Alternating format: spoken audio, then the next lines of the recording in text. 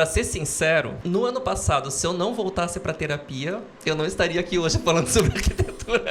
Fica a dica, tá? Curso de arquitetura, um terapeuta legal. O arquiteto vai ter que ter de vez em quando que seja uma manutenção terapêutica, porque a demanda, a exigência do nosso cliente é muito grande. Sim. E não é o cliente que compra um café e vai embora, é o cliente que vai ficar contigo por meses ou anos.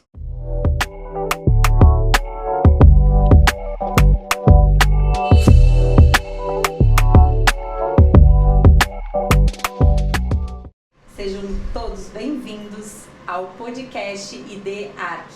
Aqui a gente vai falar sobre identidade de arquiteto, sobre a jornada de ser um arquiteto, sobre os desafios de viver essa vida de arquiteto. E como eu já disse no Instagram e falo em todas as plataformas, não fiquem tristes. Designers de interiores, decoradores. Eu defini que seria identidade de arquiteto porque todas as pessoas têm um pouquinho de arquiteto na sua vida. Cada um arruma a sua casa, cada um cuida, né, dos seus espaços, e eu acho que em essência é isso que a gente faz. Cada um de uma maneira, com o seu conhecimento. E é isso que a gente quer trazer. Como vocês manifestam a identidade de arquiteto de vocês na profissão de design de interiores, de arquiteto, de decorador. A gente está aqui hoje com 2 entrevistados maravilhosos. Eu já conheço eles há bom tempo, porque essa série de podcast, ela é de Santa Catarina. Então, são pessoas que eu já acompanho no mercado, que eu já participei de várias amostras que eles tiveram. E eu estou muito feliz com a presença de vocês. É o Herbert e a Luísa. Eles são do Estúdio HL, estão juntos há 13 anos e vocês vão saber um pouquinho mais desses estão juntos. E eles têm um escritório em Itajaí. Vamos lá, sejam bem-vindos. Obrigada. Obrigado pelo convite. Gente, a ideia realmente é que a gente tenha uma conversa sobre a jornada de vocês nessa vida de ser arquiteto, de ser design de interiores, esses desafios que vocês têm enfrentado, as conquistas, as felicidades. Nem todas as histórias são, né, de vitória, mas eu tenho certeza que isso torna vocês mais fortes, mais confiantes, porque cada etapa que a gente vai vivendo dentro dessa profissão, a gente vai aprendendo e principalmente descobrindo o que a gente é muito bom, né? Vamos lá, então. Uma breve apresentação de vocês, né? Eu gosto muito que, já que a gente está falando de identidade, cada um fale de si próprio, como se vê. E aí vocês já começam cada um falando o que fez vocês escolherem essa profissão. Bom, Kai, eu nasci arquiteto, é o que a minha família fala. Eu nunca me imaginei fazendo outra coisa. Minha vida inteira foi pautada em um dia eu vou ser arquiteto. Meus pais não forçaram, minhas irmãs não forçaram, isso simplesmente veio de mim. E não tem ninguém arquiteto na família. Uau! Meu avô era metido arquiteto. Viu? O avô dele tem identidade de arquiteto ativada, né? Sim, o avô era... Mas ele o quê? Construía? Não, ele era... Meu avô era eletricista de carro, eletricista de navio. E só que na hora de construir e tal, ele inventava. Então a casa dele era muito louca. Subia a escada para porão, tinha passagens e tal, era bem fora da casa. Foi daí, eu acho que tu trouxe esse DNA. Pode ser, eu acho que ele era um arquiteto frustrado. Então eu nunca pensei em outra coisa. Eu sempre desenhei desde criança plantinhas, né? O Lego, se eu pegasse um Lego na mão era para montar uma casinha. Uau. Então era sempre nessa vibe, sempre dentro da arquitetura. Até uma vez, quando era uma história que tem na família, assim, quando eu era bem pequeno, eu falei pra minha irmã, olha, eu quero ser aquelas pessoas que constroem casa. Aí a minha irmã falou, pedreiro então? Tu quer trabalhar como pedreiro? Eu falei, não quem constrói a casa, a pessoa que desenha a casa. Uau. Aí ela, o arquiteto. Então sempre foi isso. Aí só quando tinha, claro, 19 anos que eu fui pra faculdade de fato, né? Sim. E daí você cursou aqui em Itajaí, aqui em Balneário, aqui né? Em na Balneário. Univale. Legal. Vamos, Luísa, me conta a tua história. Então, na verdade, eu sempre gostei da parte criativa, né? A minha paixão mesmo era música. Eu tocava teclado quando eu era adolescente, né? Criança. E eu sempre gostei dessa parte de música e da parte de psicologia também. Então, eu queria agregar as duas coisas e pensei em fazer musicoterapia. Uau! Mas eu era muito jovem, né? E não queria ir morar sozinha porque a faculdade não era aqui, seria em Curitiba, que era mais perto que eu tinha visto. Sim. Então eu fiquei um pouco receosa com isso e pensei em uma forma de ir para um outro caminho, mas que também fosse para as artes e que lidasse também com a psicologia também. E daí eu vi que a parte de design de interiores seria algo bem interessante. Minha mãe até tinha falado de uma moça que tinha feito o curso. E daí isso me chamou a atenção. Nós também estávamos para começar a namorar. E daí, bem no dia que ele veio me pedir em namoro, foi o dia que eu comecei o curso de design de interiores. Uau, olha essa influência. E daí eu pensei... Então vocês são casados? Sim. Uau! Então já que a gente ia estar juntos, por que não trabalhar juntos, né? Então, gostei, assim, dessa parte de agregar a parte criativa, né, das artes criativa e uma parte funcional, que iria ajudar as pessoas, que ajudaria as pessoas a viver bem também, né? Porque um ambiente bem projetado e funcional faz as pessoas ficarem mais felizes, né? Então, foi por aí. Legal. Uma coisa que a Luísa não contou desse meio tempo é que ela sempre pintou tela, desenhava com nanquim e outras coisas também, sempre voltadas às artes também. As artes, a expressão visual, exatamente. né? Porque... A música, né? Primeiro, acho que em primeiro lugar, né, Luísa? E daí, pintura e desenho sempre... Porque o que eu vejo em comum, né, nesse universo de profissionais, o visual é muito forte, né? Tanto impacta muito no arquiteto quanto na forma de se expressar. Né? Então, muitas vezes, eu até hoje, quando eu vou criar, eu não deixei de ser totalmente arquiteta, porque toda vez que eu vou criar, eu tenho que ter um papel e uma caneta para conseguir, né? Que seja criar coisas de outros assuntos os mais variáveis possíveis. O caderninho tá sempre contigo, tá sempre, né? Tô aqui com a folhinha, também. Né? Anotando. Caderninho guardado na parede. O que for, né? Gente, e quando que o estúdio HL aconteceu? Conta pra gente, porque o objetivo é a gente entender essa jornada, né? Então, vocês cursaram, começaram a namorar, e quando que ele se tornou aí uma realidade? Na verdade, eu trabalhava numa construtora antes como desenhista, cadista, como a gente falava naquela época. Cadista, gente! Isso é um pouquinho antigo, mas tá bom.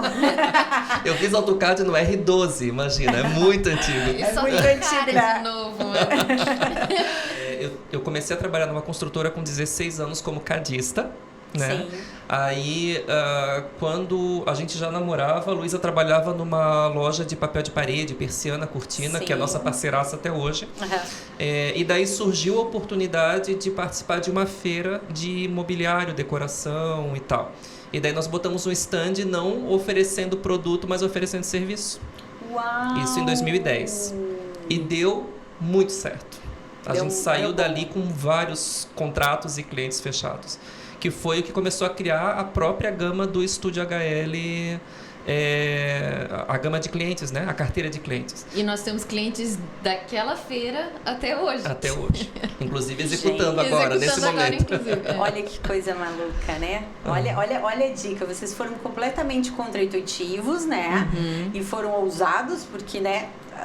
As pessoas da feira estavam vendendo objetos e vocês foram lá vender serviço. Olha que coisa bacana. Isso é muito legal. Na época eu não tinha formação ainda, então nós éramos HL designers.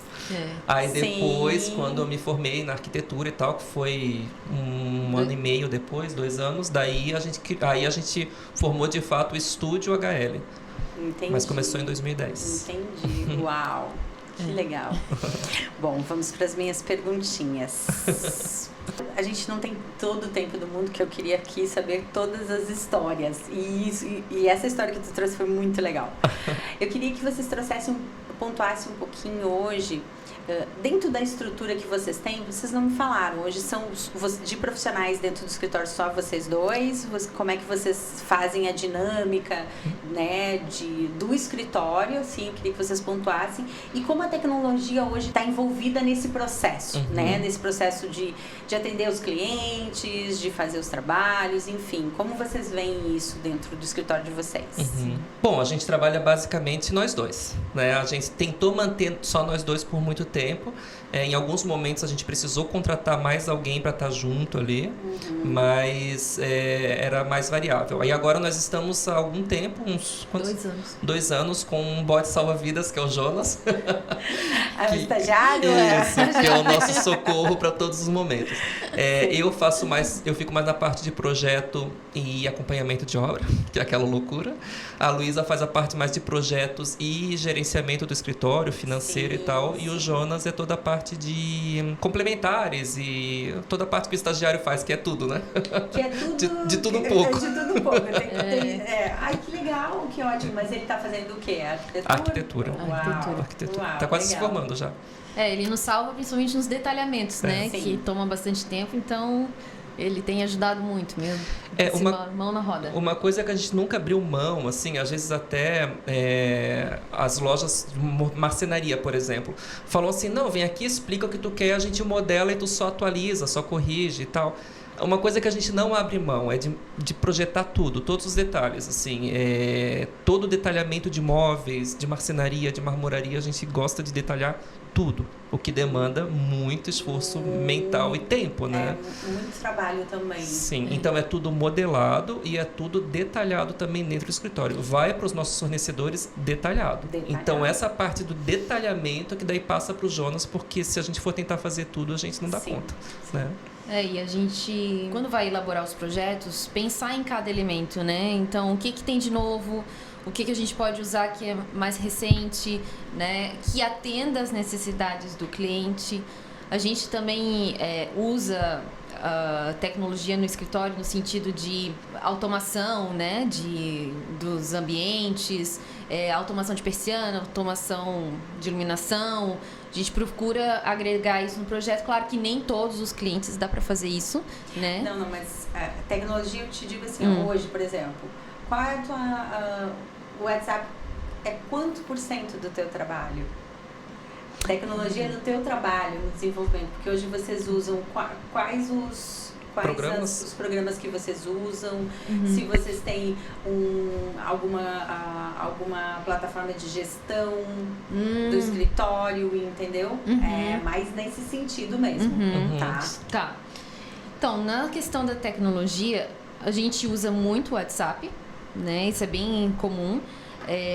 Para falar com o cliente e fornecedor, exatamente. E com o mundo todo. Com o mundo todo. Mas assim, hoje, por exemplo, aprovação de alguma coisa, aprovação com o cliente, definição, tudo é pelo WhatsApp ou vocês usam ainda o e-mail? Como vocês documentam todo esse processo? Então, a gente procura direcionar as documentações de processo por e-mail. Porque fica mais registrado, fica melhor, né? Mas, às vezes, dependendo do cliente, tem cliente que já é, assim, de casa, vamos dizer assim. Aí facilita pelo WhatsApp, né? Que a gente sabe que não vai ser... Não vai ter dúvidas. Não vai ter dúvidas, exatamente. Então, quando o cliente fala aquilo, né? Porque é o que a gente mais acontece. O problema é assim, um WhatsApp, o cliente aprovou no áudio... Não, tu não áudio não, nunca mais. Tem que ser por escrito. Documentado. Legal. Isso é importante porque é uma das coisas que a maior dor, né? E aí, como é que vocês limitam esse uso do WhatsApp? É 11 horas da noite? Então, o uso do WhatsApp, a gente procurou limitar de uma forma assim, primeiro a conta comercial, né? Vem a mensagenzinha automática. Pro cliente, né? Pro cliente, a gente bota uma mensagenzinha automática. Entendi. Depois de determinado horário, né? Daí a gente vai responder no outro dia. Claro. Né? Então, e se policiar para realmente respeitar isso. Claro. Porque senão a gente é muito sugado, né? Porque às vezes tanto cliente quanto fornecedor acaba indo às vezes até altas horas da noite. Isso não dá, Sim. né? Até para nossa saúde mental, emocional, né? Então a gente precisa colocar certos limites, né? E a gestão do escritório hoje? Tu faz com planilhas, financeira, administrativa? Como é que tu te organiza? Então, eu uso um aplicativo, né, na internet, e daí eu faço a gestão da parte financeira nesse aplicativo. Uso as planilhas também, porque é meio difícil sair do Excel. Uau! Mas queria tentar sair completamente, mas é meio difícil. Porque a gente gosta de uma tabelinha, né? Eu gosto de uma listinha, de uma tabelinha. Deixa eu te perguntar, e aí de programas hoje, o que vocês usam para apresentar o projeto, para desenvolver o projeto, enfim? Para projeto, a gente costuma usar o SketchUp e para modelagem, né? O V-Ray para renderização e AutoCAD para detalhamento. Para detalhamento, né? Vocês são bem raiz. Old school. Bem raiz, bem raiz. Mas já estamos vendo, eu tenho pesquisado bastante outros softwares pra gente fazer algumas migrações aí. Mas ainda como estamos na base da pesquisa, eu prefiro não me aprofundar nisso muito, porque eu vou... Mas é difícil essa mudança, né? Uhum. Essa mudança de processos, porque principalmente vocês que estão há um tempo no mercado, a gente fica acostumado naquele processo, né? Por isso que tem essa pergunta da tecnologia, porque avança muito rápido. Sim. Não sei se vocês têm acompanhado, mas o AI tá assim, Sim. daqui a pouco fazendo projeto e para onde é que a gente vai? Exatamente. Né? Então eu acho que cabe esse pensar, esse olhar, né? Mas eu entendo que é uma dor. Eu estava estudando, ainda estou, né? Um pouco de programas BIM, né? Principalmente no caso Revit. Só que, como eu e ele estávamos conversando, a curva de aprendizado é bem grande. Então, para mudar todo o processo do escritório, mudar tudo, exige um tempo. Então, não é de um dia para o outro. Exige um tempo para se acostumar, para mudar, porque senão vai acabar demorando muito um processo de projeto por causa da tecnologia, porque às vezes a gente não domina ainda aquele programa. E né? isso vai influenciar no desempenho de vocês, né? Exatamente. Sim. E eu vou te dizer que, assim, ó, o maior culpado de a gente não mudar mais rápido sou eu. Porque eu sou... Por quê? Por quê? Vamos resolver essa treta agora. Sabe aquela coisa assim, eu faço tão bem do jeito que eu faço, por que eu vou mudar? Né? Então, assim... É algo pra se pensar, tá, gente? Então, assim, eu domino tão bem o AutoCAD, por exemplo. Eu sou fã do AutoCAD. Tá? Sim, eu era da prancheta, tá? Quando eu fiz faculdade, gente, eu era da prancheta, desenhar no nanquim. Olha só. Então eu tive que aprender na prancheta, no papel manteiga, tudo, e depois migrar ainda pro AutoCAD. Eu sou fã do AutoCAD, pra mim ele resolve tudo. O pessoal fala do BIM, que tem que compatibilizar e tal. Eu consigo compatibilizar tudo no AutoCAD. Eu faço todos os projetos, boto um em cima do outro e compatibilizo tudo. E daí eu não sinto essa necessidade de mudar para outra coisa. Porque os outros estão mudando, porque todos os escritórios estão mudando e tal. Beleza, mas cada um trabalha da sua forma, né? Mas eu tô tentando, a Luísa que vai atrás, a Luísa corre atrás de tecnologia e tal, eu tô tentando deixar ela ver, porque também assim, com a nossa demanda, se os dois pararem para ir atrás, não tem como. Não tem como. Né? Mas por isso que eu disse, eu acho que a questão tecnológica evolui tão rápido que a gente tem que ter sempre um olharzinho. Sim. Mas agora vamos falar dos nossos queridos fornecedores. E a pergunta, pelo que vocês vêm me dizendo, os fornecedores de vocês são aqueles que respeitam o detalhamento de vocês. Sim. Com certeza. Porque a primeira coisa que eu pensei, não, mas isso aqui a gente faz desse jeito que a gente... Aí vocês, com esse nível de comprometimento com o detalhe, com a especificação, eu acredito que vocês devem ter alguns fornecedores que não tem como trabalhar, né? Então, já há muito tempo que a gente consegue fazer uma peneira nos nossos fornecedores. Entendi. Então, assim, muitas vezes a gente vai experimentar um fornecedor novo e a gente não é daquele, na primeira manda embora. A gente vai dar uma chance e tal, mas se a gente vê que não se adequa, sabe? Nós temos fornecedores que pegam o nosso projeto, redetalham no programa que eles usam, seja lá o que for, e eu vou comparar, né? Nós vamos comparar. Se tá igual, se não é isso. Entendi. A gente é engessado, não deixa o fornecedor também fazer do jeito dele? Não, pelo contrário, assim, a gente ouve muito o fornecedor. Porque assim, vamos à pedra, por exemplo. A gente projeta uma bancada de pedra, como a gente gostaria que ficasse. Sim. Mas o cara tá todo dia cortando e montando pedra. Ele sabe a melhor forma de fazer. Ele é um especialista, né? Então, vocês hoje têm uma visão e detalham, mas vocês também recebem essa informação desse especialista, consideram isso, Sim. né? Às vezes Se até antes de não. projetar, a gente fala com eles, né? Manda uma mensagem, liga. Como é que eu posso fazer isso? Eu queria fazer isso. Dá pra fazer? Que material que eu posso usar, né? E que atenda tanto a estética que eu gostaria quanto a funcionalidade. Porque, justamente, a gente tem que saber se é viável. Uma coisa que a gente faz é nunca projetar alguma coisa que não seja viável.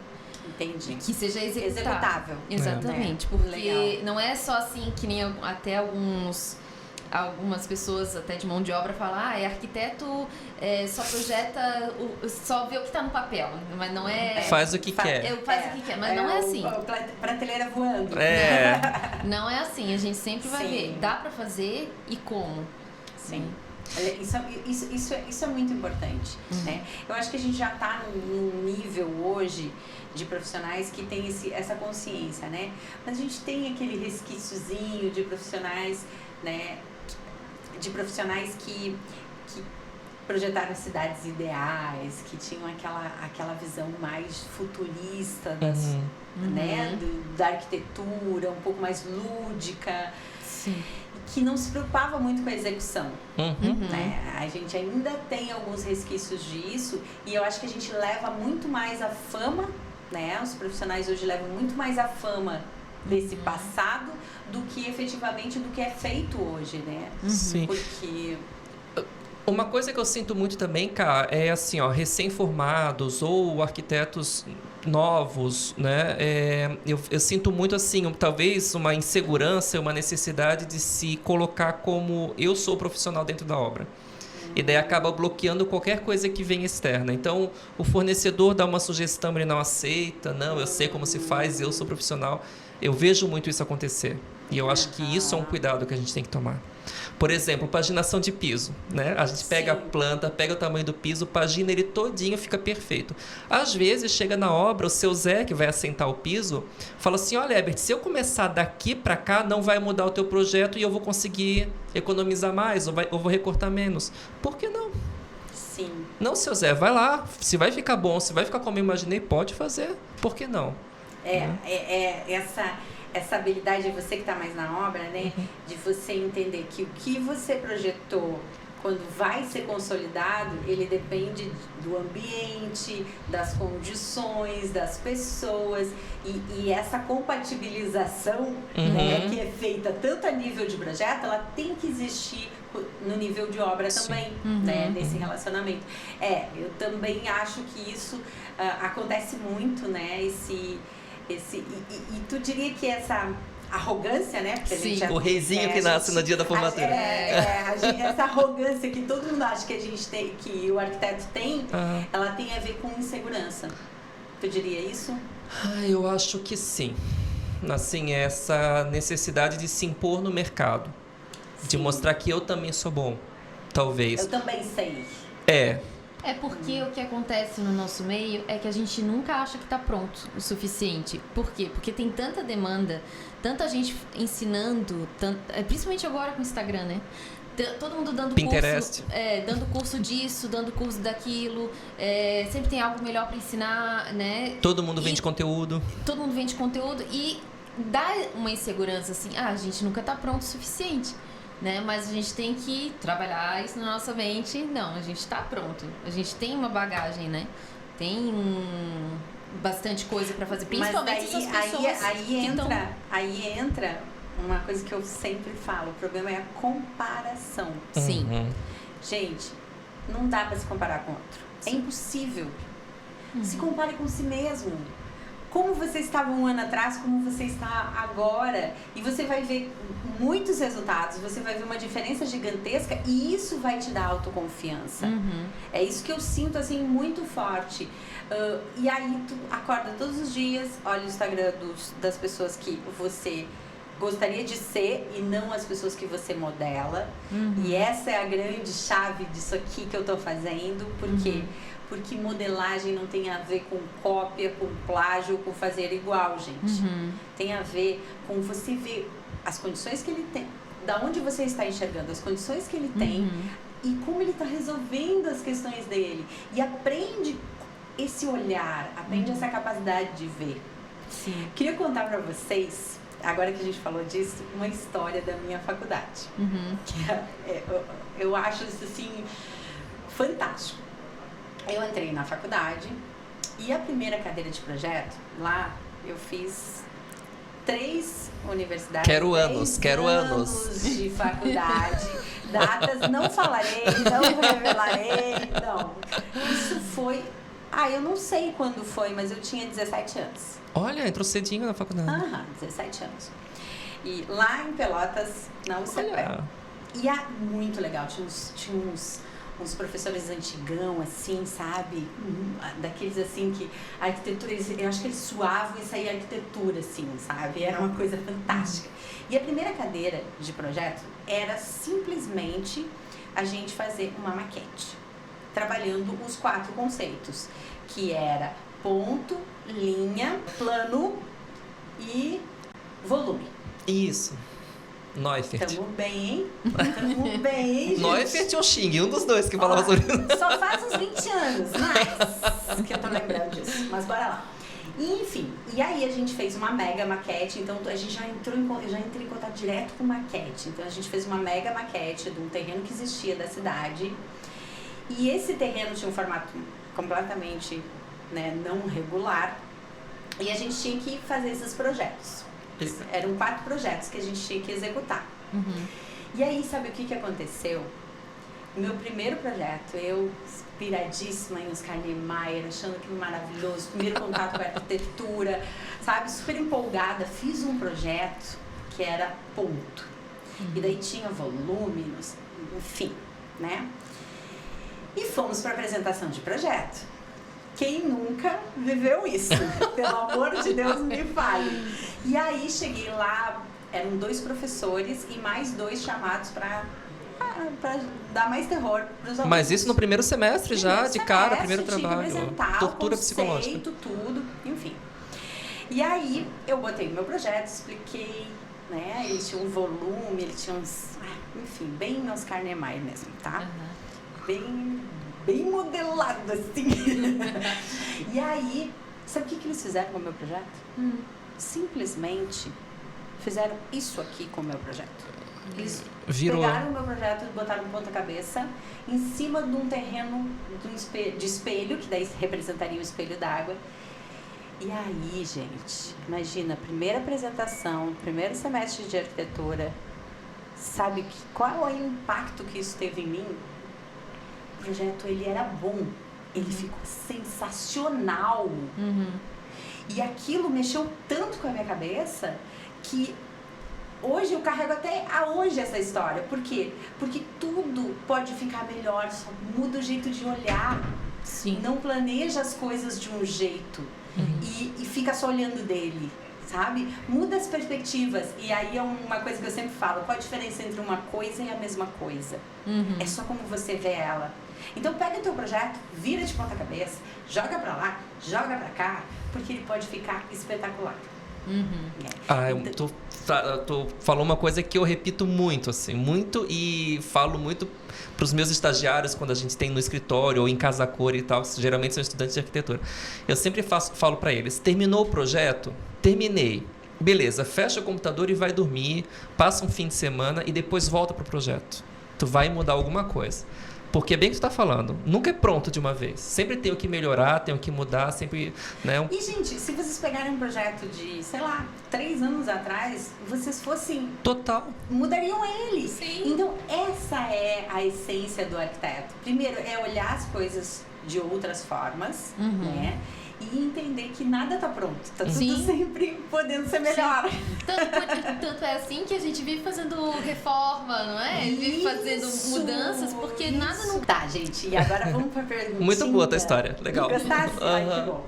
Vamos pra perguntinha, né, que vai trazer as nossas emoções aí. E aí eu quero que vocês tragam histórias que signifiquem.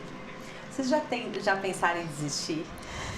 Já pensaram em deixar de ser arquiteto?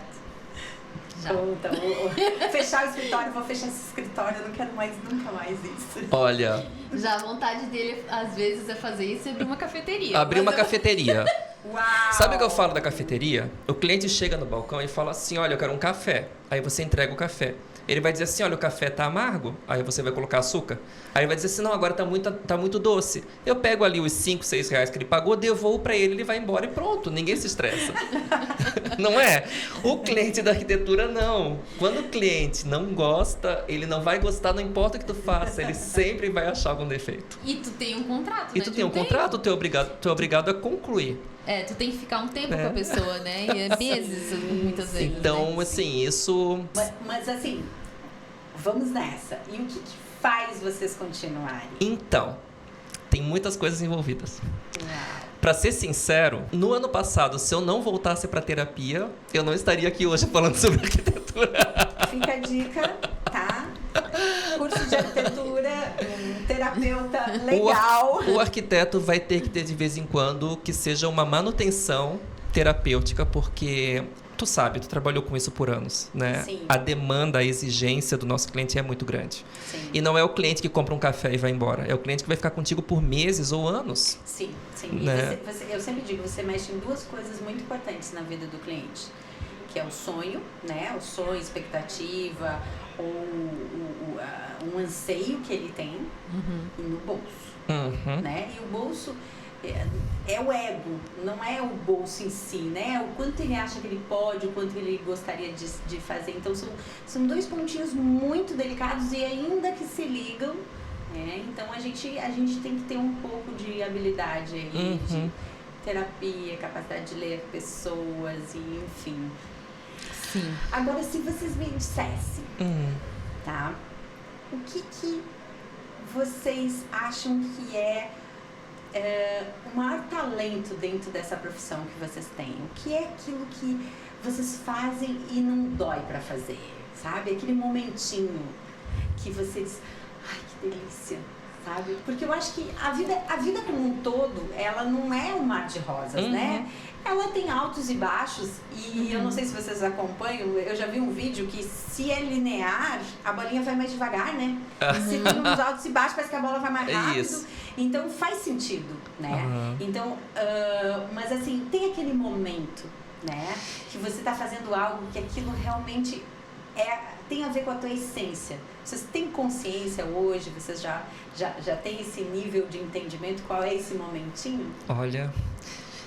Então, eu acho que até complementa o que a gente estava falando antes, assim, o que me levou, então, a não desistir, né?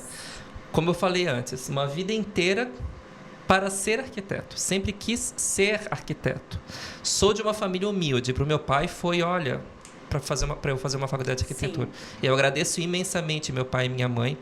E uma coisa que eu penso muito não é só o meu sonho que eu vou interromper por causa, às vezes, do ego de um cliente ou por causa, né, alguma coisa do tipo. Algum problema. É o sonho de uma família toda que se formou em cima do meu sonho. Entendi. Né? Então, eu tenho levado isso muito em conta. A hora que, assim, todo mundo surta, não adianta dizer que não, que a vida do arquiteto é mil maravilhas, não, porque não é. Tá? Pesado. Tem gente que imagina que é só glamour, o glamour é a última coisa que entra. O glamour é aqueles segundinhos que tu põe aquela roupinha e vai lá tomar champanhe na loja. No evento, né? Só. No dia a dia é pauleira, principalmente pro cara que bota a camisa, veste a camisa que nem a gente faz. A gente se doa demais, sabe? A gente entra na vida da pessoa, né? Do cliente. Então, todas essas coisas me fazem... Não, peraí. Não é por causa disso ou daquilo que eu vou abrir mão de todo um histórico de vida. Né? É o que eu quero, é o que eu amo, né? E daí, respondendo o que tu perguntou, Eu acho que parece que é óbvio, mas assim, qual é o... Como que você perguntou? O que dá mais... Aquele momento, né? O que você faz dentro da tua profissão toda, de toda essa jornada, de toda essa loucura, que dá aquele momentinho assim... Valeu a pena. Bom, valeu a pena. É isso que eu sou muito bom nisso. E não no sentido assim de, porque eu sou bom nisso, mas assim, sabe aquela satisfação, aquele gostosinho que dá aqui, assim, uma satisfação Eu tenho gostosa. 2 momentos. Uau. Quando chega o cliente novo. Legal. Sabe que ele apresenta o briefing. Para mim, todo projeto novo sabe, a cabeça explode, assim. Novos desafios. Uma coisa nova, vamos começar algo novo, sabe? Aí tem todo o processo, né? Projeto, aprovação e tal, que é o burocrático, né? Faz parte. A execução de obra, que desgasta muito, mas é bom tu tá tornando tangível aquilo que tu projetou, né? Claro. E daí, para mim, o segundo momento é a entrega. Para mim, o dia da entrega é o melhor dia que tem. Quando a gente abre a porta para o cliente, o que a gente faz questão de entregar o apartamento, né, a casa, o projeto, pronto, completo, decorado, arrumado. O dia que a gente abre a porta e o cliente entra pela primeira vez. As reações são todas, mas todas são muito boas. Uau! Tem cliente que chora, que é muito bom, daí a gente chora junto. Mas assim, agora vamos lá, que eu quero puxar a essência. O que você sente nesse momento, assim? Eu sei que a emoção do cliente é maravilhosa, sim. né? Mas assim, o que passa pela sua cabeça? Uau, eu consegui o projeto, né? Porque às vezes o cliente faz escolhas que não são as né, que a gente gostaria, mas a casa é dele, enfim. Então assim, aquela frasezinha que passa na tua cabeça, assim. Lembra do Titanic, no filme Titanic? Eu adorei que tá todo cheio de referências. De referências de filmes, assim. Sim, eu sou cinéfilo. Adorei. História e TV, e cinema, me enlouquece. Uau. Eu vivo pra isso. E daí ele entrega um papelzinho pra Rose, que tá desanimada, quer desistir, aquela coisa toda, e no papelzinho diz, faça valer a pena. Eu, de vez em quando, eu penso nessa frase. Até porque eu assisti Titanic umas 60 vezes. Uau! Mas essa frase, de vez em quando, ressoa na minha cabeça. Faça valer a pena. Quando a gente entrega e o cliente fala, ficou muito melhor do que eu imaginava. Ou então fala, ficou incrível, tu captou o que a gente queria e tal. Isso aí é quando ressoa na minha cabeça. Olha, valeu a pena. Eu fiz valer a pena. Você fez valer a pena. E daí a gente, por mais que às vezes o processo todo foi extremamente desgastante ou estressante, como acontece às vezes, naquele momento parece que não aconteceu nada daquilo. Ficou no passado e valeu muito a pena. Que legal. Isso tudo sou eu, né? A Luísa, não sei qual a opinião dela. Isso aí, são 2 identidades aqui, tá? No meu caso, que faz assim, eu senti esse gostosinho, também são 2 momentos, né? Primeiro é na parte que estou fazendo o projeto e resolvendo os problemas daquele ambiente, né? Então, por exemplo, às vezes tem um ambiente que é difícil de resolver tudo que a pessoa quer. Às vezes ela quer muita coisa pro mesmo espaço e se colocar tudo junto talvez não fique bom. Então, eu tenho que resolver de uma forma que fique boa. E daí, quando eu consigo fazer isso, dá, assim, uma coisa muito boa. A gente se sente muito bem, né? Se sente bem profissional, resolveu o problema. Se sente, assim, poderoso. Legal. Eu sou top. E também, nessa questão da entrega, né? De ver a reação do cliente, mas daí ver, poxa, realmente ficou top. Gente, vamos para a pergunta final. Como vocês veem o mercado hoje? O que vocês mudariam no mercado hoje? O que é mais difícil? Porque eu não sei se vocês têm consciência de que vocês são empreendedores, né? Eu sou profissional liberal. Não.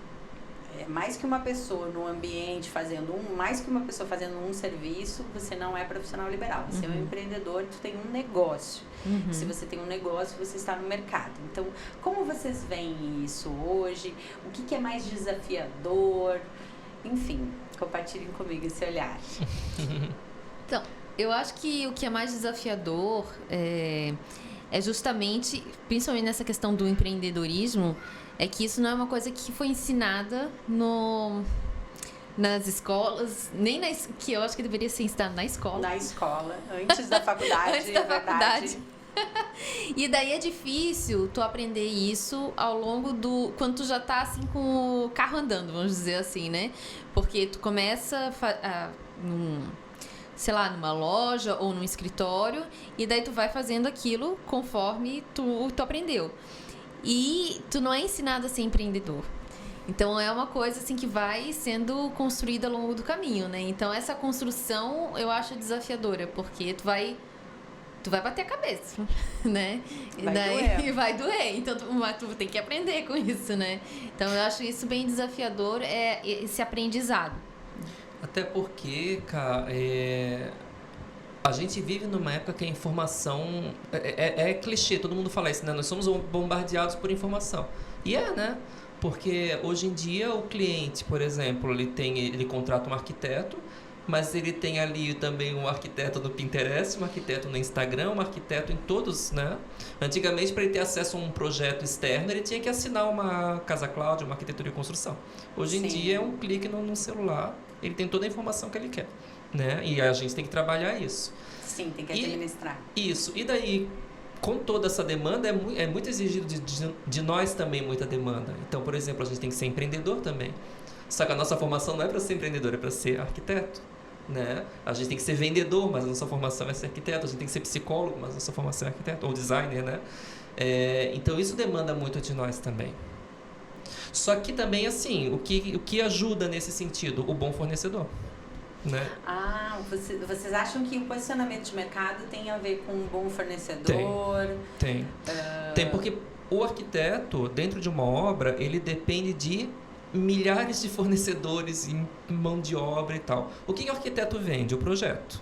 Esse é o produto dele. O projeto, seja ele ainda no desenho, seja ele executado.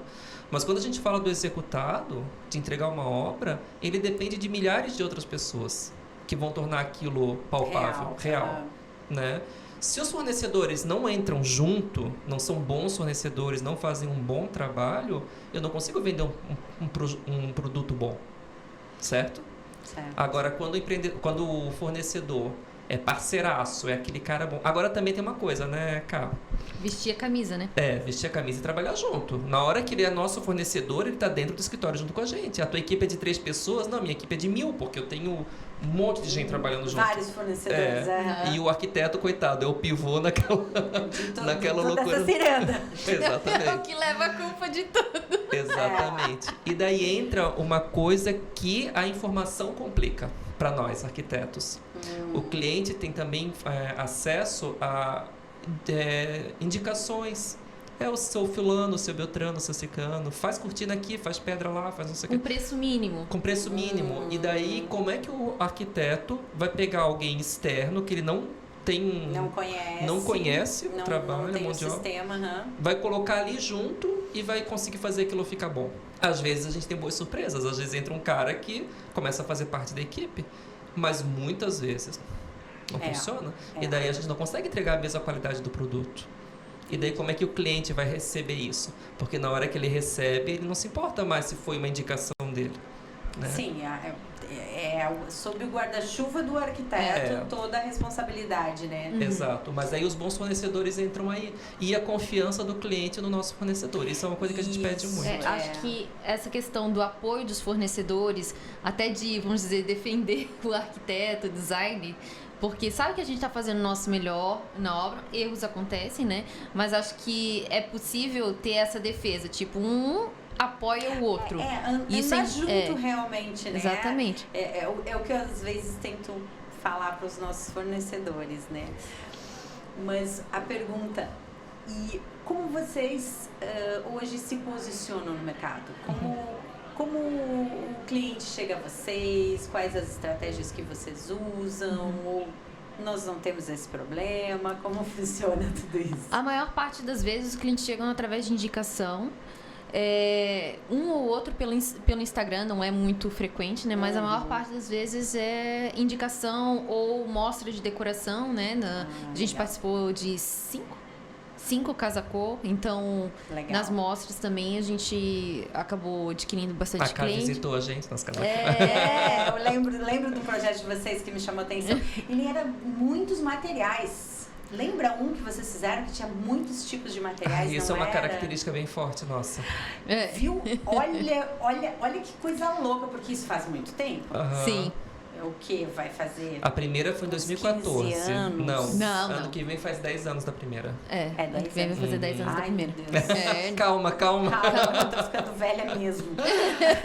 Tá, então vamos supor que uns 10 anos atrás eu vi vocês numa mostra, né? A gente não teve intimidade, não conversou muito, mas o que me ficou registrado foi exatamente isso. Um ambiente onde vocês trabalharam com muitas texturas e o ambiente ficou super interessante. Olha que interessante, olha que forte isso, essa identidade de vocês, porque foi o que ficou na minha memória. Sim, a gente trabalha muito com essa questão de texturas, revestimentos, cores. Também a gente gosta de trabalhar com cores. Ele tá tentando ser mais monocromático, mas é meio difícil. Eu tenho uma vibe mais, não vou dizer minimalista, mas mais monocromática. E eu gosto dessa vibe. Só que, queira ou não queira, a gente sempre acaba... porque a cor é a alegria do... né? A alegria do ambiente. Eu acho que a cor ajuda, sei lá, caracteriza muito a pessoa também. Gente, então vamos finalizar? Queria agradecer vocês por disporem desse tempo que como o Herbert falou, né? A gente tem milhões de coisas para fazer no escritório, mas a gente vai tirar esse tempo para ir conversar com você. Isso é muito importante, isso vai impactar muitas pessoas. Eu tenho certeza que vai ajudar muitos colegas nossos a serem melhores, a descobrirem soluções para os problemas que eles estão vivendo, a se inspirarem, tá? Gratidão do fundo do meu coração da presença de vocês. Que Deus abençoe tudo que vocês tocarem, tudo que vocês fizerem. Obrigada. E eu tenho muito orgulho de ter vocês, porque vocês são profissionais excelentes, maravilhosos. Obrigado. Cada dia mais a identidade de arquiteto de vocês se manifestem, porque eu tenho certeza que isso é a diferenciação. Cá, parabéns pela iniciativa também, porque a gente estando no meio, a gente sabe que, como a gente estava comentando antes, às vezes pelo Instagram, tudo é perfeito no mundo da arquitetura e a gente sabe que na prática não é. É um dia a dia corrido, suado, trabalhado. Existem os erros, existem os acertos, a gente tenta corrigir da melhor forma possível. E daí a gente desanima, como a gente falou lá no comecinho, né? Mas é muito bom a gente ver que todos os profissionais passam por problemas e passam por alegrias e que faz parte. É normal, né? Se não for assim, tem alguma coisa errada acontecendo, né? Tem que ter um equilíbrio. E a gente acha muito legal agora a gente poder ouvir de outros profissionais que passam pelas mesmas coisas que a gente e ver que a gente não tá seguindo pelo caminho errado ou, né, fazendo do jeito errado, que é normal. Todo mundo passa por isso. Obrigado pelo convite. Obrigada pelo convite. Esse é o podcast Identidade de Arquiteto. Eu sou a Catri, uma ex-arquiteta que está há 25 anos nesse mercado e acredita que o conhecimento é o que vai transformar ele em um mercado mais evoluído e melhor.